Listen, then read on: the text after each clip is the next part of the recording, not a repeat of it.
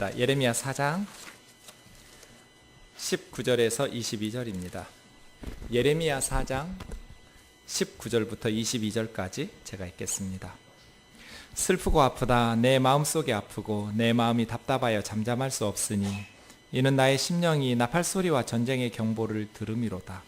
패망에 패망이 연속하여 온 땅이 탈취를 당하니 나의 장막과 휘장은 갑자기 파멸되도다. 내가 저 깃발을 보며 나팔소리를 듣기를 어느 때까지 할꼬? 내 백성은 나를 알지 못하는 어리석은 자여 지각 없는 미련한 자식이라. 악을 행하기에는 지각이 있으나 선을 행하기에는 무지하도다. 아멘. 예레미야 두 번째 시간입니다. 지난주에 살펴본 것처럼 예레미야 선지자는 베냐민 땅에 있는 아나돗이라는 도시의 제사장 출신 선지자입니다. 아버지 hil기야가 제사장이었고요. 제사장 출신의 선지자로서 요시야 왕 13년 주전 626년에 하나님의 말씀을 처음 받고 유다와 예루살렘이 멸망하는 시드기야 왕 11년, 예루살렘은 바벨론 제국에 의해서 시드기야 왕 11년 주전 587년 4월 9일에 불타서 성전과 왕궁 모든 예루살렘의 집들이 불타고 성벽이 허물어지고 그렇게 멸망했거든요. 그 다음 5월에 느부사라단이라는 사령관이 와서 포로로 끌려갈 때까지 40년입니다. 시드기야 왕 13년부터 나라가 멸망하는 요시야 왕 13년부터 시드기야 왕 11년 5월까지 40년간 사역했던 선지자입니다. 바벨론의 포로로 예레미야 선지자는 끌려가지 않았고요. 예굽, 이집트로 포로로 와서 거기서 사역 좀 하다가 천국에 가신 분이 예레미야 선지자입니다. 오늘 본문 좀 같이 읽겠습니다. 19절에서 22절입니다. 시작. 슬프고 아프다. 내 마음속이 아프고 내 마음이 답답하여 잠잠할 수 없으니 이는 나의 심령이 나팔소리와 전쟁의 경보를 들음이로다. 패망에 패망이 연속하여 온 땅이 탈취를 당하니 나의 장막과 휘장은 갑자기 파멸되도다. 내가 저 깃발을 보며 나팔소리 듣기를 어느 때까지 할꼬? 내 백성은 나를 알지 못하는 어리석은 자여 지각이 없는 미련한 자식이라. 악을 행하기에는 지각이 있으나 성을 행하기에는 무지하도다. 슬프고 아프다로 시작하는 이 본문 말씀은 19절에서 21절까지 보면 나가 선지자입니다. 내 마음, 내 심령, 나가 등장하는 이 답답하고 슬퍼하는 사람 나는 선지자 예레미야입니다. 그런데 22절에 보면 22절에 나오는 나는 하나님입니다. 내 백성, 내 자식 이렇게 이스라엘을 부르시는 하나님이죠. 그래서 오늘 본문은 19절에서 21절까지는 선지자 예레미야의 탄식하는 내용이고요. 22절은 하나님께서 탄식하시는 내용 이렇게 이루어져 있습니다. 19절을 좀 자세히 보겠습니다. 슬프고 아프다라고 번역된 저 단어를 원문에 보면 사실은 똑같은 한 단어가 두 번 반복됐습니다. 매라는 단어인데요. 매라는 단어는 원래 사람 몸속에 있는 내장 기관들을 통틀어서 하는 말이 이스라엘 말로 매입니다. 로마 제국에서 사용했던 그리스 말은 스프랑크나입니다. 지금처럼 위, 심장, 간 이런 식으로 분류해서 말하지 않고 사람 몸속에 있는 내장 기관을 전체적으로 매라고 부릅니다. 그래서 우리 성경에는 배라고 해석하기도 하고 창자라고 해석하기도 하는 그런 단어입니다. 그 두 번 나왔습니다. 우리식으로 하면 아이고 배야, 아이고 배야, 아이고 내 배야, 아이고 내 창자야, 아이고 내 창자야 이런 식의 고통을 호소하는 소리입니다. 내 마음이 아프다고 번역된 저 단어는 원래 산모들이 아이를 출산할 때 내는 소리입니다. 저는 나보지 않아서 모르겠지만 물론 예레미야도 남자 선지자니까 모르겠지만 여성형을 써서 세상 사람들 중에 가장 고통스러운 순간, 가장 힘겨운 순간 중에 하나가 아이를 출산할 때잖아요. 그 시절에 지금처럼 수술해서 자연분만 하거나 인공분만 하거나 이러지도 않았을 테니까 목숨을 걸고 아이를 자연분만해야 되는 산모의 괴로움처럼.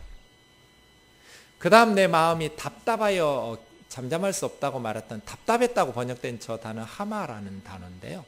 저 단어는 원래 큰 파도가 일어나거나 바다에서 엄청난 물결이 칠 때 그래서 들끓다, 으르렁거리다, 그리고 요동치다 이런 단어가 히브리어 선생들이 하마가 큰 소리 지를 때 막 으르렁거리면서 바다 물결과 파도가 용솟음 칠 때 그렇게 가르칩니다. 하마라는 단어입니다. 속이, 예레미야의 마음이 부글부글 끓는 거예요. 큰 요동을 치고 있으니까 도저히 잠잠할 수가 없는 거예요. 뭐 아이를 출산할 때 고통을 참으면서 아이 낳는 산모 없잖아요. 어지간해야 소리를 안 지르죠. 아이를 낳을 때 너무 고통스러우니까 그냥 이 정도 고통쯤이야 순풍 이런 사람은 못 봤거든요. 발악을 하는 거죠. 목숨 걸고 힘을 주고 소리를 지르고 너무나 괴롭게. 지금 예레미야 그러고 있잖아요. 아이고 내 창자야, 아이고 내 창자야. 떼굴떼굴 굴러가면서 여인이 아이를 출산할 때 너무나 고통스럽게 힘을 주면서 소리를 지르듯이, 그리고 마음이 너무너무 괴롭고 용솟음 치고 흔들리고 요동을 치니까 입을 다물 수가 없는 거, 잠잠할 수가 없는 거예요. 너무나 괴롭고 고통스러워서 몸부림치고 있는 예레미야 선지자의 모습이 나옵니다. 예레미야 선지자는 왜 이렇게 슬퍼하면서 아파했을까요? 예레미야서 구조를 좀 먼저 보겠습니다. 이 그림은 지난주에 봤습니다. 예레미야가 성경에서 제일 깁니다. 장수로 보면 시편이 150편이니까 제일 긴 것 같지만 사용된 단어의 수를 보면 예레미야가 제일 많이 사용돼서 제일 긴 성경입니다. 좀 복잡해요. 그런데 크게 하면 이렇게 7단락으로 나눌 수 있습니다. 예레미야를 선지자로 부르시는 1장을 소명의 장면이라고 하고, 마지막 52장은 예레미야의 메시지가 다 끝나고 이스라엘 역사 마지막 뒷부분이 어떠했는지 부록처럼 역사 부록을 기록한 52장이 있어서 그 안에 내용물은 사실은 5개로 나눌 수 있죠. 예레미야의 첫 번째 메시지인 2장에서 25장까지는 하나님의 백성 이스라엘에 대한 심판의 메시지입니다. 이스라엘의 죄를 들추어내면서 심판을 선언하는, 오늘 4장은 바로 저기에 있는 것이죠. 특이하게도 예레미야서가 끝나기 전에 46장에서 51장까지는 이방 나라 백성들, 이스라엘 주변에 있는 한 나라 한 나라 불러가면서 그들의 죄를 심판하시는 그러한 내용이 나오고요. 독특한 부분인데요. 3번과 5번에는 예레미야 선지자의 순환기 내용이 나옵니다. 가운데 30장에서 35장까지 하나님의 백성의 구원에 대한 말씀을 기준에 놓고 예레미야의 순환기의 내용이 등장하고 있습니다. 이렇게 7단락으로 예레미야서의 구조를 분석해 보면, 이 숲을 보면 지금 우리가 공부하려는 4장은 두 번째 하나님의 백성 이스라엘에 대한 심판의 내용 중에 들어 있습니다. 저 2장에서 25장의 내용을 다시 9단락으로 나누면 이렇습니다. 그 중에 우리는 2번 4장 5절에서 6장 30절 사이에 있는 북에서부터 밀려오는 적군에 대한 메시지입니다. 지금 이란, 이라크 쪽에서 밀려오는 바벨론 제국의 멸망입니다. 그러니까 이스라엘과 유다 사람들, 예루살렘 사람들의 죄 때문에 바벨론 사람들을 하나님께서 불러들이셔서 예루살렘과 유다를 멸망하게 하시는 그 단락이에요. 4장 19절이니까요. 그래서 예레미야 선지자는 다시 19절 보세요. 괴롭게 슬프고 아프게 부르짖는 거죠. 먼저 선지자가 탄식하고 있는 19절에서 21절 내용을 좀 뜯어보세요. 자세히 살펴보시면 19절 상반절은 슬프고 아프다, 내 마음이 아프고 내 마음이 답답하여 잠잠할 수 없으니, 지금 고통을 호소하고 있어요. 그리고 이는 이어서 그 다음부터 19절 하반절부터는 그렇게 선지자가 고통스러워하는 이유를 설명하고 있는데 3가지예요. 왜 이렇게 예레미야 선지자는 아이를 낳는 산모처럼 부르짖고 이렇게 고통스럽게 하나님 앞에서 떼굴떼굴 굴러가면서 잠잠할 수 없을 만큼 괴로워하면서 슬퍼하고 아파하는가? 첫 번째 이유는 북에서부터 밀려오는 적군들이 있었죠. 그래서예요. 나팔 소리와 전쟁의 경보를 들음이로다. 이때는 요시야 왕이 사역하던 시절이었기 때문에 예레미야 선지자의 초창기 사역이에요. 바벨론 군대, 이 포악한 군대들이 약소 국가들을 정복하고 짓밟으면서 예루살렘에 도달한 것은 한 40년 지난 후예요. 30, 40년 뒤에 있을 일을 예레미야 선지자는 미리 듣고 있는 거예요. 그래서 나팔소리와 전쟁의 경보는 마치 적군들이 접근해 오는 것처럼 해석됐지만 문맥이나 원문에 보면 이미 전쟁이 진행 중인 거예요. 그 다음 보세요. 패망의 패망이 영속하여 온 땅이 찰티를 당하니 나의 장막과 휘장은 갑자기 파멸되도다. 그러니까 지금 전쟁이 시작되기 전 상황이 아니라 이미 연속적으로 패망이 이어지고 있고 온 국토가 황폐해지고 있고 백성들이 죽어 나자빠지고 그 집 장막과 휘장들이 다 무너지고 있는, 국토가 황폐되고 있는 게 두 번째 고통의 이유예요. 세 번째는 21절. 저 전쟁의, 저 분노의 심판이 언제 끝나는지를 몰라요. 내가 어느 때까지 이렇게 저 소리를 들어야 할고. 그래서 이유가 세 가지예요. 그렇죠? 자세히 보세요. 19절 상반절은 고통스러워서 견딜 수 없는 슬픔과 아픔을 떼굴떼굴 배를 움켜쥐고 굴러가면서 해산하는 여인처럼 발악하면서 마치 미친놈처럼 울부짖으면서 아파하고 슬퍼하고 고통스러워하고 있어요. 그런데 그 이유가 그 다음부터 이어지는데 세 개예요. 그 다음 22절 보시면 이 선지자의 고통에 하나님의 반응. 예레미야가 너무너무 고통스러워서 떼굴떼굴 구르면서 발악을 하고 소리를 지르고 슬퍼하고 울고 그렇게 도저히 마음에 용솟음이 치고 마음이 들끓어가지고 견디지 못하고 신음소리 내면서 슬퍼하고 있을 때 그 선지자의 모습을 보시면서 하나님의 반응이 22절이에요. 하나님은 어떻게 반응하세요? 예레미야 잠잠해라, 괜찮다, 이러지 않으셨어요. 맞장구 치셨어요. 내 백성은 왜 이렇게 어리석은가? 이스라엘이 학교를 다니지 못하고 공부를 못해서 어리석고 미련한 게 아니라 두 가지예요. 이스라엘이 어리석고 미련하다고 말씀하시는 이유는 첫째는 하나님을 모르니까, 나를 알지 못하는 어리석은 자요. 두 번째는 선을 행할 줄 알지 못해요. 악한 일을 행할 때는 지혜로운데 선한 일을 행할 때는 무지하기 때문에 하나님께서도 탄식하시고, 어쩌면 하나님의 이 슬퍼 탄식하는 소리가 예레미야 선지자 마음에 전달되니까 하나님의 괴로워하시는 그 마음이 선지자에게 느껴져서 예레미야는 몸부림치면서 하나님 앞에서 부르짖고 있는 것입니다. 그런데 19절에서 21절 다시 한번 보시면 선지자가 그렇게 울부짖고 부르짖는 이유는 두 가지예요.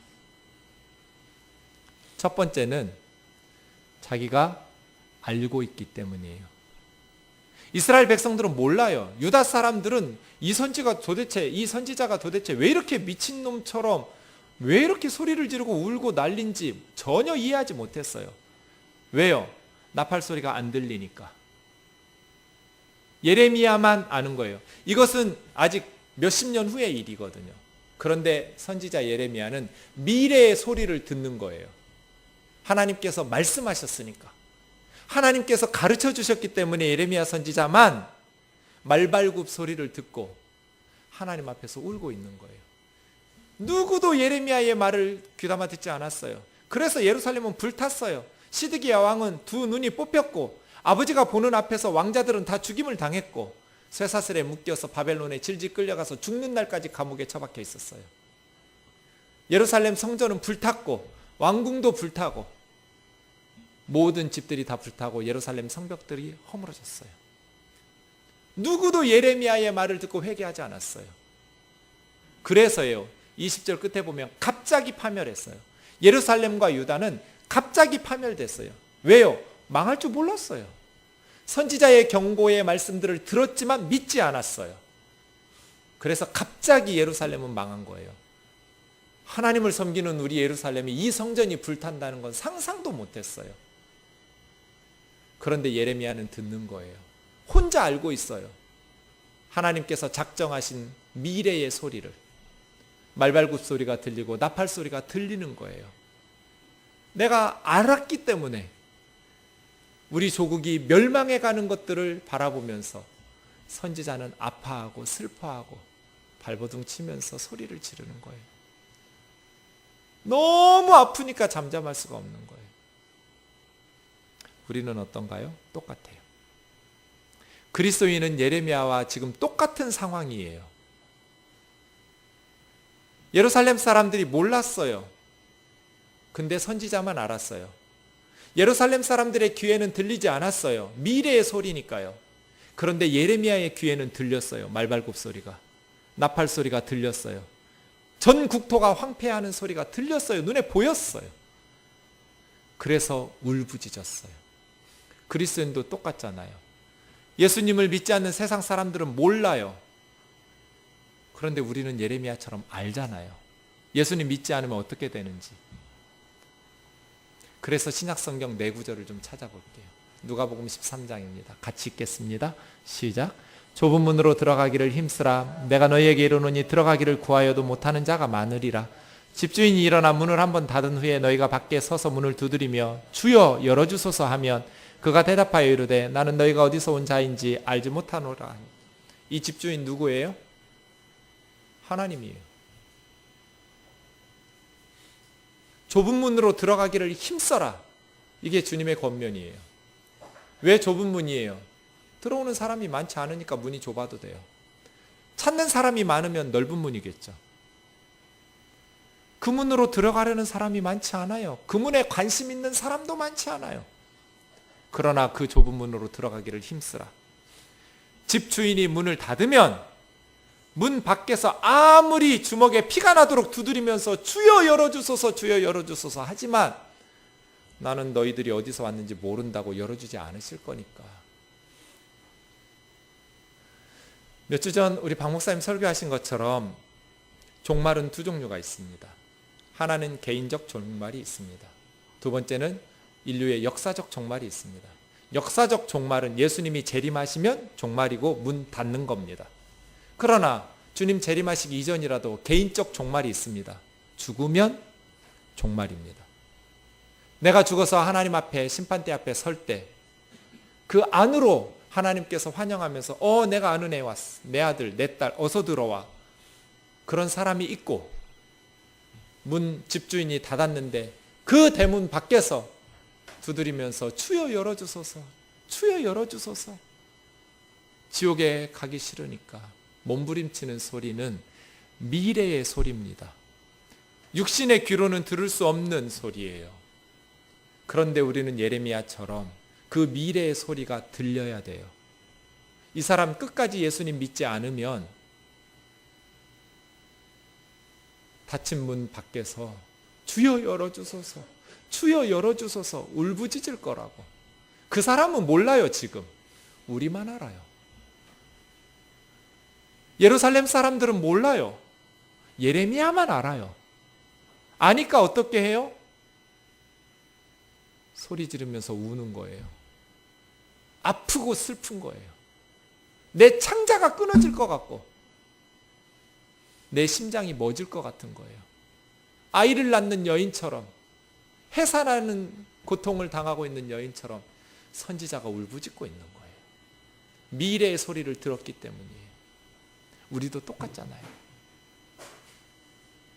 믿지 않는 사람들 끝까지 안 믿으면 저렇다고 말씀하셨으니까. 그럼 우리 어떻게 해야 돼요? 디모데후서 4장 1, 2절 같이 읽겠습니다. 시작. 하나님 앞과 살아있는 자와 죽은 자를 심판하실 그리스도 예수 앞에서 그가 나타나실 것과 그의 나라를 두고 엄히 명하노니 너는 말씀을 전파하라. 때를 얻든지 못 얻든지 항상 힘쓰라. 범사의 오래 참음과 가르침으로 경책하며 경계하며 권하라. 여러분 1절 좀 보세요. 이렇게 엄한 명령이 없어요. 바울 서신 어디에도 없어요. 바울은 자기가 동원할 수 있는 권위를 총동원시켰어요. 최강의 권위를 동원시키면서 명령했어요. 믿음의 아들 디모데에게. 하나님 앞에서 산자와 죽은 자를 심판하실 그리스도 예수 앞에서 주님 다시 오실 것과 그의 나라를 두고 엄히 명령하노니. 이런 구절이 있어요? 이렇게 엄한 명령, 이렇게 모든 하나님의 권위를 총동원시켜서 도대체 무슨 명령을 하려고 바울은 이렇게 말을 시작할까요? 너는 말씀을 전파하라. 때를 얻든지 못 얻든지 항상 힘쓰라. 왜요? 우리만 알거든요. 안 믿는 사람들은 몰라요. 우리만 알아요. 우리 귀에는 들려요. 주여 열어주소서. 주여 열어주소서. 난 네가 어디서 왔는지 몰라. 그래서예요. 때를 얻든지 못 얻든지 항상 말씀을 전파해야 돼요. 때를 얻든지 이 말은 시즌 중에 인 시즌, 아웃 오브 시즌이에요. 전도의 시즌은 없어요. 지금은 전도할 시즌이 아니라고, 이런 건 없는 거예요. 때를 얻든지 못 얻든지 항상 힘쓰는 거예요. 이것이 디모데뿐 아니라 모든 그리스도인들에게 주시는 하나님의 명령이에요. 왜? 우리밖에 모르니까요. 미래의 소리가 들리니까요. 미래의 장면이 보이니까요. 천국문 앞에서의 상황이 보이니까요. 그 미래의 소리를 듣기 때문에 예레미야는 몸부림치는 거예요. 그래서 세 번째요.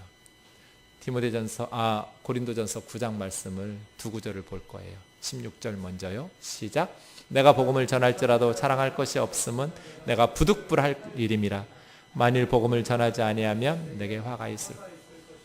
바울이 그렇게 애써서 복음을 전하는 것이 부득불할 일이에요. 자랑할 게 없어요. 당연한 일이에요. 내가 복음을 전하지 않으면 내게 화가 있을 것이로다. 이게 복음이에요. 복음은 그것을 깨닫고 믿고 나면, 구원받은 하나님의 백성이 되고 나면 잠잠할 수가 없어요. 나만 믿을 수가 없어요. 만약에 그런 사람이 있다면 정말 이기적인 사람이에요. 어떤 음식을 먹으면 어떤 암에 걸린 사람이라도 낫는 것을 발견한 사람이 있다면 자기만 먹겠어요? 자기 가족들만 먹여 살리겠어요?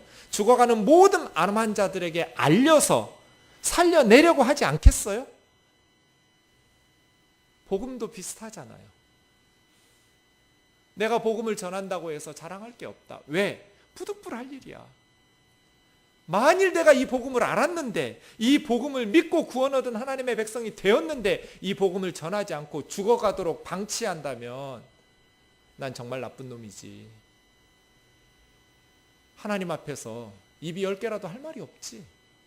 하나님이 나를 책망하시고 나에게 화를 내리신다 한들 무슨 염치로 하나님 앞에 억울하다 말할 수 있겠어요? 이런 게 복음이에요. 그래서 바울은 23절 같이요. 시작. 내가 복음을 위하여 모든 것을 행함은 복음에 참여하고자 함이라. 바울은 복음을 위해서 할 수 있는 모든 것을 했어요. 한 사람이라도 복음을 통해서 살려낼 수 있다면 자기는 뭐든지 감당할 수 있었어요. 수없이 매맞았고, 수없이 배고파 헐벗고 굶주렸고 감옥에 갇혔고, 마지막 순교하는 순간까지 나는 한 사람이라도 예수님 믿을 수만 있다면, 이 복음을 영접해서 천국에 데려갈 수만 있다면 나는 뭐든지 할 거라고. 유대인에게는 유대인이 되었고 이방인에게는 이방인이 되었고, 가난한 사람에게는 가난하게 되었고 부유한 사람에게는 부유하게 되었고, 모쪼록 한 사람이라도 더 천국에 데려가기 위해서. 왜요? 우리만 알거든요. 그 사람들은 몰라요. 미래의 소리가 들리거든요. 주여 열어주소서. 주여 열어주소서. 바울은 내가 저 사람들이 예수님 믿을 수만 있다면, 저 사람들에게 복음을 전할 수만 있다면 나는 뭐든지 할 거라고. 여러분은 무엇을 위해서 모든 것을 행할 수 있나요? 제가 생각해 봤더니 우리 아들이 잘 될 수 있으면 전 뭐든지 할 것 같아요. 아비로서. 여러분 부모님들 다 그러겠죠? 우리 아이들이 행복하게 잘 살 수 있다면 부모로서 뭐든지 할 수 있을 것 같아요. 우리 아이가 원하는 대학에 입학하거나 또 원하는 직장에, 아니면 그가 꿈꾸는 것들을 이룰 수 있다면 뭐든지 할 수 있을 것 같아요. 어떤 형제 자매님들은 돈을 많이 벌 수 있다면 뭐든지 할 수 있을 거야. 아무리 힘든 일도. 그런 분들도 있을 거예요. 뭐 다 좋아요. 그런데 복음을 위해서 난 뭐든지 할 거라고 그래 본 적 있나요? 난 저 사람 예수님 믿을 수만 있다면 모든 것을 할 수 있다고. 근데 특이한 해석이 그 다음 줄에 있어요.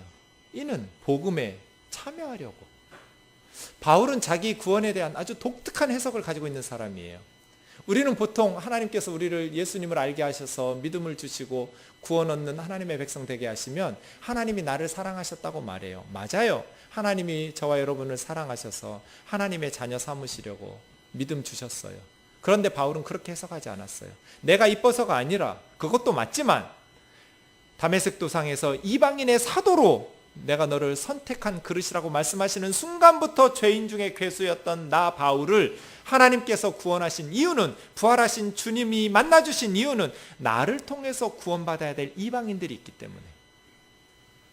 그래서 바울은 자기의 구원을 이방인들의 구원에 빚졌다고 생각했어요. 저 사람들이 아니었으면 내가 구원받을 수 없었을 것이라고, 하나님의 긍휼을 힘입지 못했을 것이라고 말하기도 해요.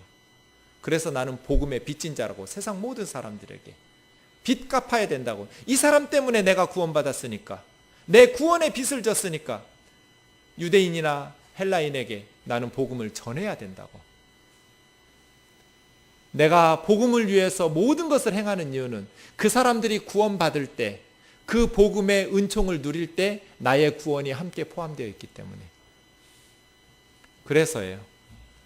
사랑하는 형제 자매 여러분, 때를 얻든지 못 얻든지 죽어가는 영혼들의 비명소리에 미래의 소리를 들으시고 주여 열어주소서 하나 나는 너를 모른다고 외면하실 수밖에 없는 하나님의 슬픈 메시지를 들을 줄 아는 예레미야 선지자적 귀가 우리에게도 있기를 주의 이름으로 축원합니다.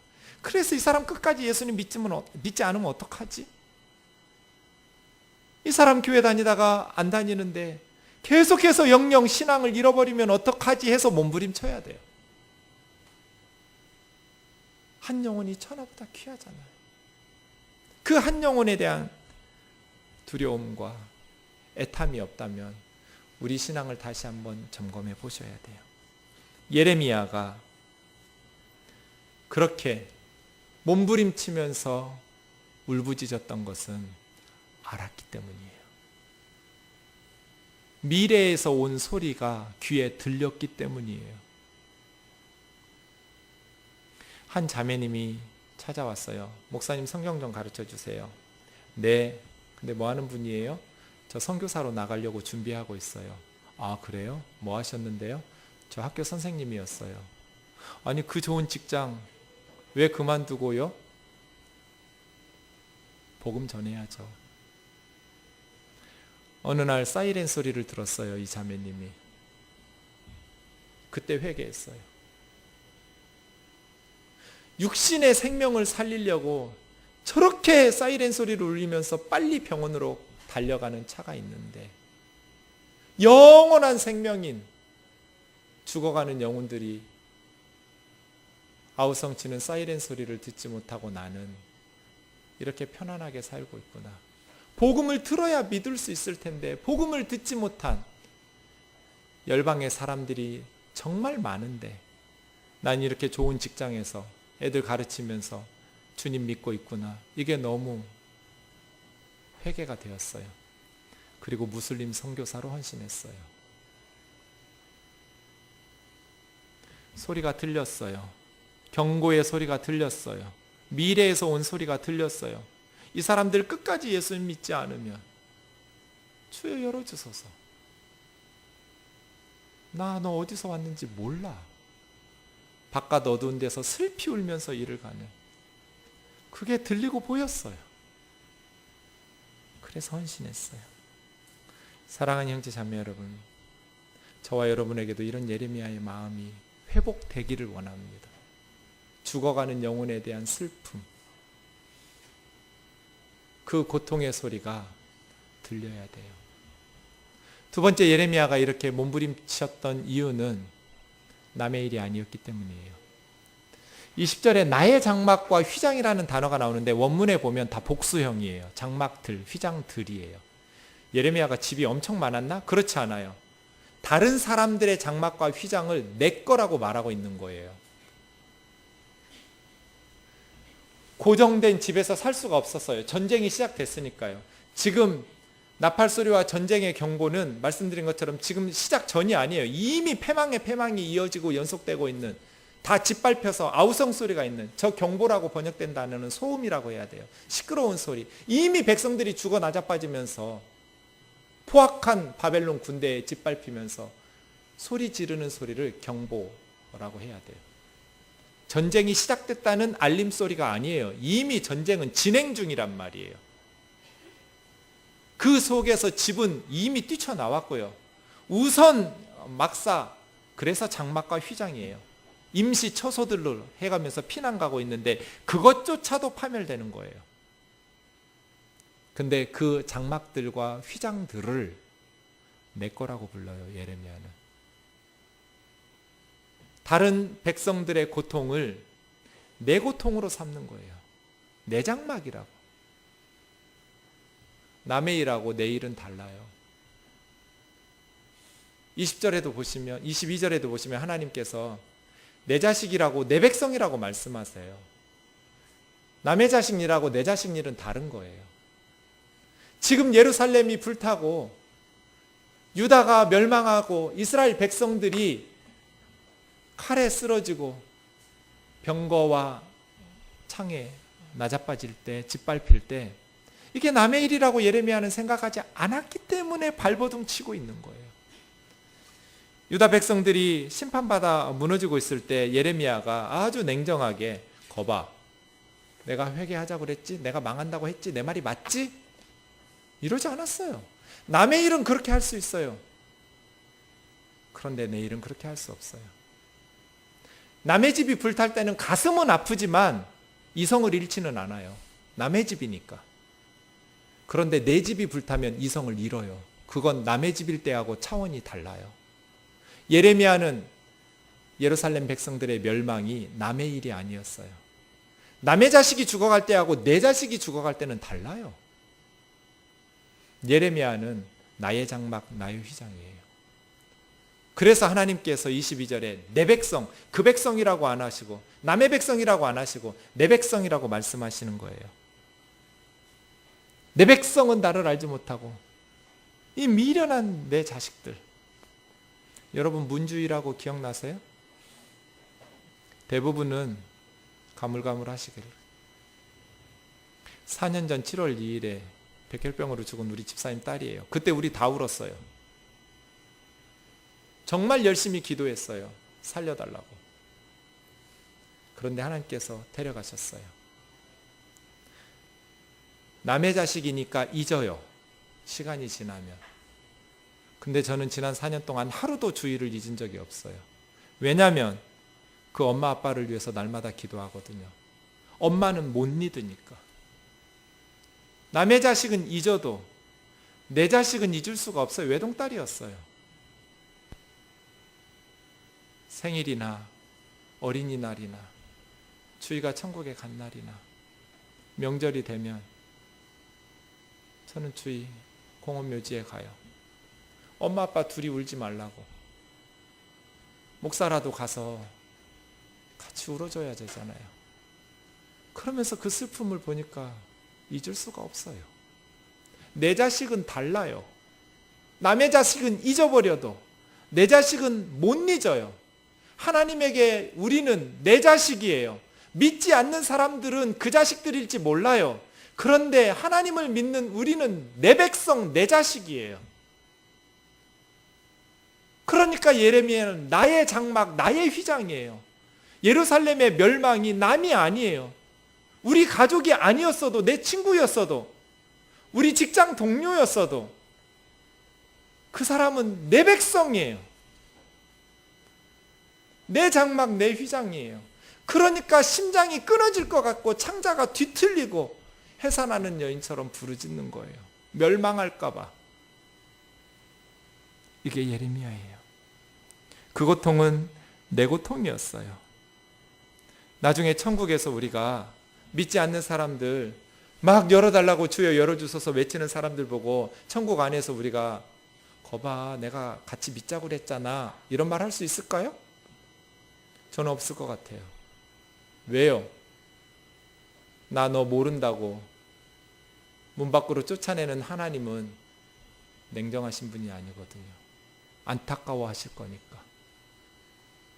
누구보다도 슬퍼하시면서 괴로워하실 분이 하나님이니까. 예레미야는 그 하나님의 마음이 느껴지니까, 22절이 느껴지니까 19절에서 21절까지 몸부림치면서 창자가 뒤틀리고 도저히 잠잠히 참고 있을 수 없어서 발악을 하면서 소리를 지르고 있는 거예요. 죽어가는 영혼들에 대한, 멸망받을 죄인들에 대한 괴로움과 아픔이 우리 속에 있는가?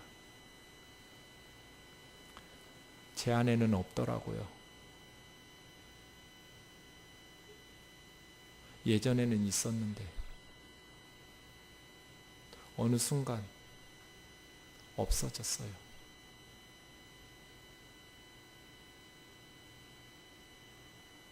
무감각해졌어요. 한 영혼 구원에 대한 간절함이 사라졌어요. 개척교회 때는 있었어요. 한 영혼이 예배 안 드리고 한 영혼이 떨어져 나갈까봐 노심초사하면서 기도했었어요.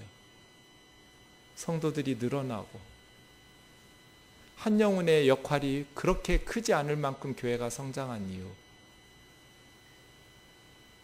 그 간절함이 사라졌어요.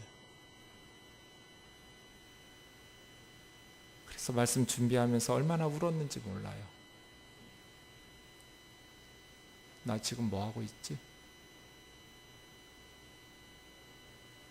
그런 생각이 들었어요. 예레미야의 슬프고 아프다는 말을 들으면서 내 안에 슬픔과 아픔이 없다는 걸 알았어요. 사람들은 너무나 많고 나의 신앙생활은 너무나 익숙해져 버려서 이제 한 영혼이 멸망의 길을 걷고 있다는 것에 대해서 입으로는 안 됐다고 말했지만, 전도해야 된다고 말했지만 간절한 마음이 없었어요. 하나님의 마음이 없었어요. 그들보다는 내 사역이 먼저고, 내 교회 일이 먼저고, 내가 하는 일 잘하는 게 먼저고, 그 슬픔과 아픔이 없었어요. 그래서 너무 하나님께 미안했어요.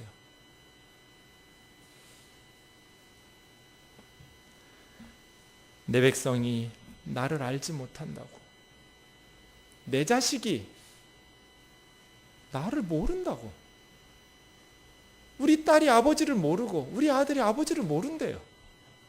그래서 어리석고 미련하대요.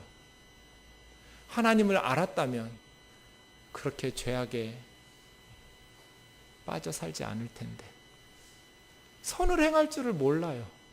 22절이요. 악을 행할 때는 베테랑이에요. 전문가예요.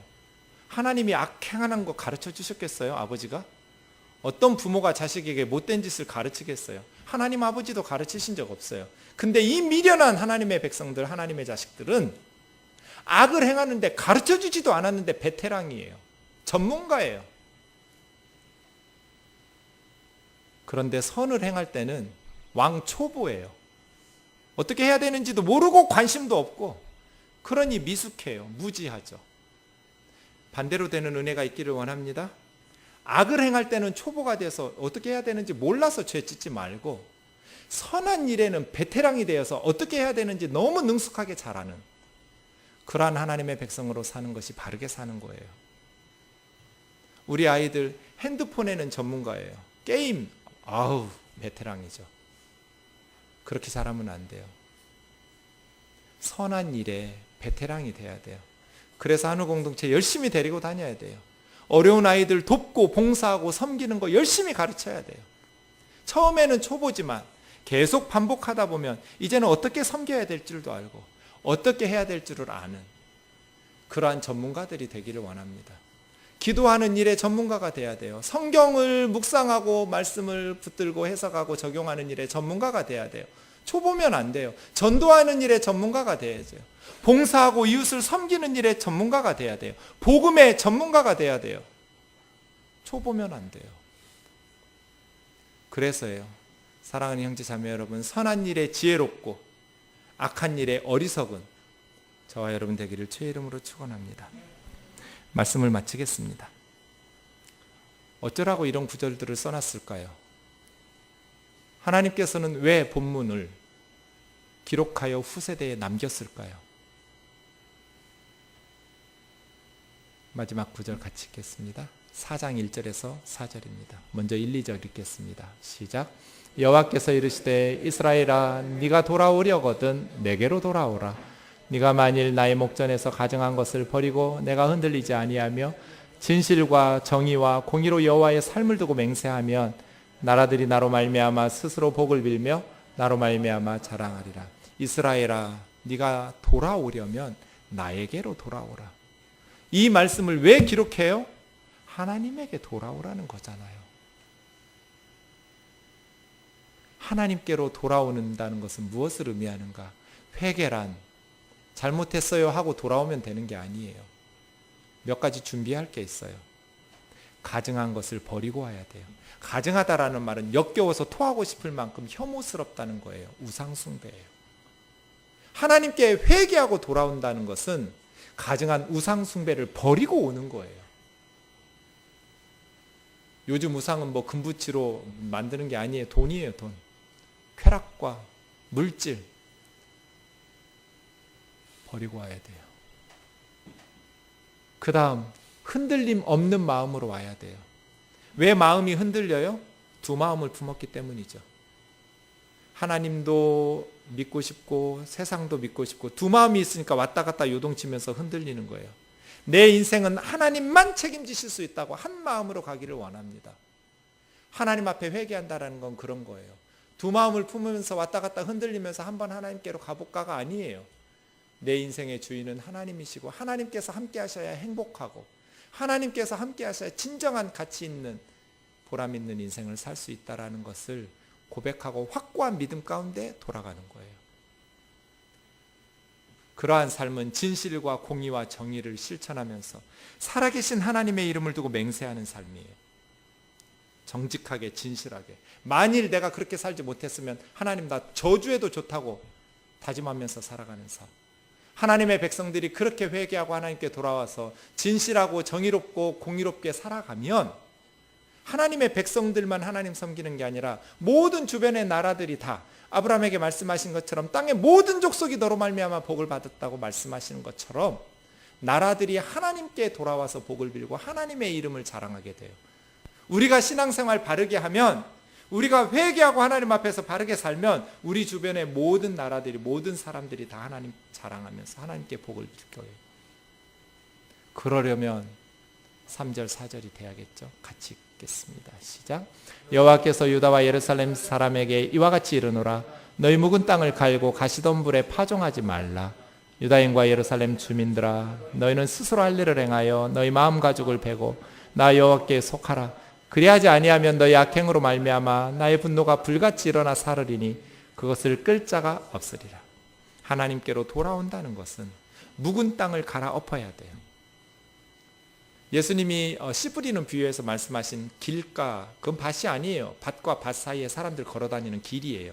딱딱하니까 씨가 들어가지를 못해서 새가 와서 그 씨를 집어먹어버리는 묵은 땅이에요. 묵은 땅. 그 묵은 땅에 씨 뿌리기 전에 뭐 해야 돼요? 그 땅에는 씨 뿌리나 마나예요. 안 들어가요.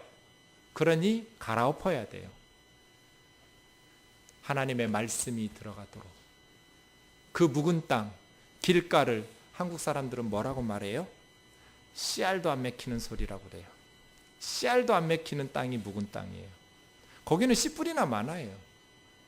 갈아엎어야 돼요. 그리고 말씀의 씨앗을 뿌려야 돼요. 가시덤불에 파종하지 마라. 가시덤불에 씨앗 뿌리나 많아요. 가시덤불이 다 영양분 받아가서 열매 못 맺어요. 그 곡식 못 먹어요. 가시덤불을 제거해야 돼요. 우리 속에 있는 온갖 더러운 욕망들, 거짓된 욕구들을, 두려움들을 제거해야 돼요. 그리고 하나님의 말씀이 들어와서 우리 속에서 30배, 60배, 100배의 결실을 맺을 수 있도록. 천국에서 제일 안타까운 사람 누굴까요? 제가 생각할 때는 예수님의 설교를 들은 사람들. 예수님한테 설교 들었어요. 그리고 예수님이 병 고쳐주셨어요. 예수님이 귀신 쫓아내 주셨어요. 근데 예수님 믿지 않고 지옥 가는 사람들. 주여 열어주소서 문 밖에서 두드리는 사람들. 예수님이 고쳐주셨는데, 예수님의 설교도 듣고 예수님의 기적도 보았는데 예수님 믿지 않고 대문 밖으로 쫓겨나는 사람들이 제일 안타깝지 않을까요? 주님이 나 고쳐주지 않았느냐고. 주님, 내가 주님 설교 들었다고. 난 너희들이 어디서 왔는지 모른다고. 이 사람들이 제일 안타까워요. 제가 제일 두려운 게 그거예요. 뜨인들교회에서 예배 드렸는데 지옥 가는 사람들. 예수님 믿지 않는 사람들. 그날에 대문 밖에 두드리면서 주여 열어주소서. 내가 그 지하 뜨인들교회 예배 드렸다고. 그 엄청 설교 기게 하는 목사 내가 꾹 참고 다 들었다고. 그렇다고 천국 가는 거 아니에요. 예수님을 믿어야죠. 믿으려면 어떻게 해야 돼요? 믿음은 들음에서 나며, 들음은 그리스도의 말씀에서, 하나님의 말씀을 듣고 하나님의 말씀을 공부하고. 우리 교회처럼 성경 공부 많은 교회도 많잖아요. 제가 주중에 인도하는 소그룹이 13개예요. 매일 성경 가르쳐요. 안 와요. 마음은 원이로되 육신이 약하도다 하는 사람들은 아주 그냥 때려주고 싶어요. 바쁘지 않은 사람 누가 있어요? 시간 내서 말씀 배우러 오는 거잖아요. 어떻게 믿음이 생겨요? 말씀을 듣는데도 아무리 얘기해도 안 들어가요. 묵은 땅이라. 가시덤불만 가득해가지고 말씀이 뿌려져도 열매를 못 맺어요. 예레미야가 이렇게 몸부림쳤습니다. 우리도 그래야 됩니다. 미래의 소리를 들어야 됩니다. 그래서 선지자처럼 애통해야 됩니다. 그것이 하나님 백성입니다. 바울만이 아니라 디모데에게만 명령한 거 아닙니다. 아무리 목사가 떠들어도 마음속에 묵은 땅으로 딱딱해져 있으니 들어가지를 않아요.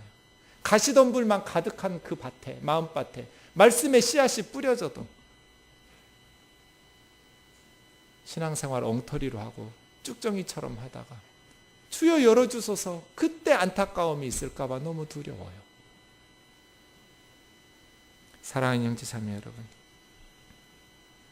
우리 마음속에 주님이 주신 말씀이 열매 맺을 수 있는 옥토와 같은 마음 되기를 원합니다. 할례를 하는데 마음 가죽을 베어버리라는 거예요. 할례는 포경수술이에요. 그런데 육체에다가 하지 말고 마음에 그 무딘 가죽 덮은 것을 베어버려서 좀 센서티브하게 해라. 말씀이 부어지면 반응하도록, 하나님의 마음이 느껴지면 예레미야처럼 몸부림치도록, 30년 40년 예수님 믿었다고 강팍한 마음으로, 무딘 마음으로 네가 아무리 설교해봐라 내가 감동을 받나. 다 들었던 이야기고 다 이 왕년에 다 했던 일들이고 다 누구는 은혜 못 받아봤나. 그런데 지금 전혀 주님 앞에서 살아있지 못한 영혼들, 마음의 가죽을 벗어버리고 죽어가는 영혼들을 보면서 반응을 해라. 하나님의 말씀 앞에 반응을 해라. 그것이 하나님의 약속입니다. 우리가 결정할 필요 없습니다. 우리는 전하면 됩니다. 우리 집사님 고모 중에 슈퍼 하시는 분이 계셨습니다. 에브데이 권사님들과 함께 고스톱을 쳤습니다. 수십 년 교회 다니는 권사들하고 고스톱을 날마다 쳤는데 이 슈퍼에서 예수 믿으라는 사람이 하나도 없었습니다. 나중에 이 할머니가 자기 발로 교회 걸어갔습니다. 그래서 예수를 믿고 권사들에게 욕을 했습니다. 이 나쁜 쌍년들, 이 좋은 예수를 너희만 믿었어 그동안? 나한테 한 번도 예수 믿자고 말한 년이 없어. 날마다 우리 집에 와가지고 슈퍼에서 고스톱 쳤으면서. 권사님들이 뭐라고 그래서 욕 한마디 더 먹었을까요? 너는 말해도 안 믿을 줄 알았지. 내가 지금 안 믿냐? 우리가 할 일은요, 저 사람은 안 믿을 거야가 아니에요. 그냥 우린 전하면 돼요. 눈물로 기도하고 예레미야처럼 간구하면서 전하면 돼요. 나머지는 하나님이 알아서 하실 일이에요. 수가성의 사마리아 누님이 먼저 전도해서 뭐 할 일이 있을 거라고 생각이나 들어요? 남편 5 있었어요. 지금 사는 6번째 남녀도 결혼도 안 하고 사는 남편도 아닌 여자예요. 사람들 시선이 피하려고 정오의 우물에 물 길러 온 여자예요. 주님은 그 여인을 통해서 동네를 집단적으로 개종시키고 천국으로 끌고 가셨잖아요. 저 사람은 안 될 거야. 그건 우리 생각이죠. 우리는 기도하면서 애통해 하면서 하나님 앞에 부르짖으면서 전하는 거죠. 나머지는 하나님께서 하셔야죠. 내가 사랑하는 사람만 고를 수 없어요. 예레미야가 내 장막, 내 휘장이라고 말했던 사람들은 자기가 좋아했던 사람들이었기 때문이 아니에요. 다 예레미야를 돌들어서 죽이겠다고 덤볐던 사람들이에요. 오랫동안 감옥에 쳐넣었던 사람들이에요. 그런데 예레미야는 지금 이러고 있어요. 고향 사람들조차 제사장들조차 예레미야 거짓 선지자라고, 나라 망한다고 외치니까 듣기 싫으니까 죽이겠다고 감옥에 가두고 거짓 선지자라고 매국노라고 욕했는데, 그렇게 자기를 욕하는 사람들에게 내 장막 내 휘장이라고 말하면서 몸부림치는 거거든요. 곧 10월드의 계절이 돌아옵니다. 추석이 가까웠지요. 진짜 나의 마음 아프게 했던 시어머니, 시누이, 그 사람들은 지옥에 가도 괜찮아요? 내 백성 아니에요? 남의 일이에요? 며느리, 직장 상사, 진짜 나에게 상처 주고 못된 짓만 골라가면서 하는 그 사람들은 지옥에 가도 하나님이 마음 아파하지 않으실까요? 예레미야는 그러지 않았어요. 그건 내 고통이라고, 남의 일이 아니라고. 자기를 죽이려고 하는데 그게 선지자예요. 천국의 가장 좋은 단어는 어떤 단어일까요? 천국하고 가장 어울리는 단어. 정답 없으니까 말해보세요. 천국하고 가장 어울리는, 천국의 가장 좋은 단어가 뭘까요? 제 생각에는 함께예요. 함께. 천국에는 함께라는 단어가 어울려요. 거기는 나 혼자 가는 게 아니라 함께 가는 곳이에요. 그렇지 않아요? 함께 가는 곳. 우리가 죽고 나면 천국에 아무것도 못 가져가요. 돈도 집도 차도 다 두고 가야 돼요. 세상에서 아끼던 모든 명품들 다 놓고 가야 돼요. 그런데 딱 한 가지 가져가요. 사람들 데려갈 수 있어요. 천국에 갔을 때 정진이 형제, 진짜 고마워요 형제님. 물론 하나님께서 은혜 베푸셨지만 형제님이 나 위해서 울면서 기도해주고 그렇게 예수님 믿으라고 권면해주고 내가 그렇게 싫어하는 티를 팍팍 내는데도 나를 포기하지 않고 나 전도해서 이 천국에 올 수 있게 해줘서 고마워요. 집사님 너무너무 고마워요. 집사님 아니었으면 나 어쩔 뻔했어요. 하나님의 은혜이지만 집사님 때문에, 집사님이 기도해주고 나 사랑해주고 예수님 복음 전해주어서 나 천국에 올 수 있었어요. 그런 사람들이 많을 거예요. 고맙다고. 그런데 천국에서 함께를 잃어버리고 독야청청 혼자서 구원받아가지고 할렐루야 하고 있는 그 외로운 심령을 상상해 보세요. 그게 여러분이 아니시기를. 천국에 어울리는 단어는 함께예요.